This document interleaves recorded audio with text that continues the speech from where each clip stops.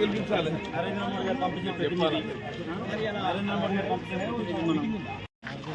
మనకు మన దాంట్లో రాబోతుండ్రు కలుగుగట్టే సీసే వాళ్ళు.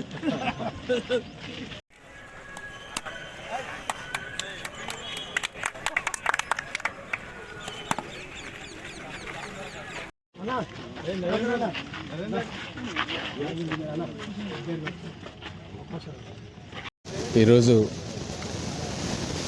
పార్లమెంట్ ఎలక్షన్స్లో ప్రచారంలో భాగంగా మిర్యాలగూడలో గవర్నమెంట్ జూనియర్ కాలేజీలో వాకర్స్ తోటి మాట్లాడటం జరుగుతూ ఉంది. అందరూ కూడా మోడీ గారికి ఓటేస్తాం. ఈ దేశానికి జరిగే ఎన్నిక ఇప్పుడు మనం మోడీ గారికి, కమలం గుర్తుకి, భారతీయ జనతా పార్టీకి ఓటేయకపోతే మనల్ని మనం మోసం చేసుకున్నట్టే చాలామంది అంటూ ఉన్నారు. ఎందుకంటే అందరూ గమనిస్తూ ఉన్నారు ఈ 10 ఏళ్లలో దేశంలో జరిగిన అభివృద్ధి, ఈ 10 ఏళ్లలో ఇండియాకి వచ్చిన పేరు.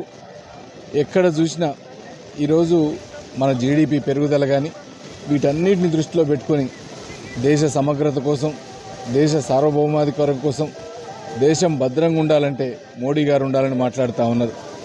అది కాకుండా లోకల్కి వచ్చేసరికి మొత్తం ప్రియాంక గాంధీ దగ్గర నుంచి అందరి దగ్గరికి తీసుకొచ్చి 6 గ్యారంటీలని 600 అబద్ధాలు చెప్పించి ఏ ఒక్కదాన్ని నిజం చేయకుండా అన్ని అబద్ధాలతో కాలం గడుపుతూ 100 రోజుల్లో చేస్తామన్నారు. ఇంతవరకు ఒక్క గ్యారంటీ కూడా అమలు చేయకుండా ఏమన్నా అంటే మాకు అప్పులు ఉన్నాయి అంటా ఉన్నారు. ఒకసారి ప్రభుత్వం మనం ప్రచారానికి వచ్చేటప్పుడు అసలు గవర్నమెంట్ పరిస్థితి ఏంది, దాని అప్పుల చిట్టా ఎంత, రాబడి ఎంత అని తెలుసుకోకుండా అంటే అలవిగాని హామీలు, అలవిగాని అబద్ధాలు చెప్పటం, ఇవన్నీ ప్రజలు గమనిస్తూ ఉన్నారు. దానికి తోడు సెంట్రల్ గవర్నమెంట్ నుంచి వచ్చే పథకాలేమో ప్రతి ఒక్కటి ఆన్ టైం. ఈరోజు కిసాన్ సమ్మాన్ యోజన తీసుకున్నా, వీధి వ్యాపారుల లోన్లు తీసుకున్నా, ముద్రా లోన్లు తీసుకున్నా, ప్రతి ఒక్కటి ఏది అడగకుండా టైంకి వస్తూ ఉన్నాయి. లోకల్లో ఈరోజు కమిషన్ల రాజ్యం అయిపోయింది, పర్సంటేజీల ట్యాక్సుల రాజ్యం అయిపోయింది. ఈరోజు ఏ బిల్లు కావాలంటే 9% ట్యాక్సులు అంట.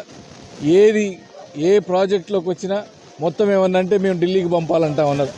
అంటే ఎంతసేపటికి ఈరోజు 4 నెలల్లో మొత్తం పాలన గాలి కుదిలేసింది.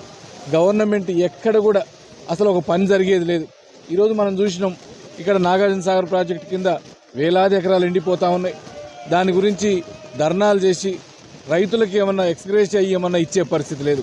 500 రూపాయలు క్వింటాకి 500 ఎక్స్ట్రా ఇస్తామని చెప్పిండ్రు, అది కూడా ఊసు లేదు. 2 లక్షల రూపాయలు లోన్ అన్నారు, దాని పరిస్థితి అసలు అంతు పంతు లేదు. అంటే పెన్షన్లు పెంచుతామన్నారు అని ఆ పెద్దోళ్ళని మోసం చేసిండ్రు. వీటన్నిటి మోసాలు గమనిస్తూ ఉన్నారు. ఇప్పుడు ఒక్కటే, ఇది దేశానికి జరిగే ఎన్నిక. ఈ ఎన్నిక ఖచ్చితంగా నరేంద్ర మోడీ గారికి, కమలం గుర్తుకే ఓటేయాలని ప్రతి ఒక్కరిని కూడా పేరు పేరున ప్రార్థిస్తూ ఉన్నా.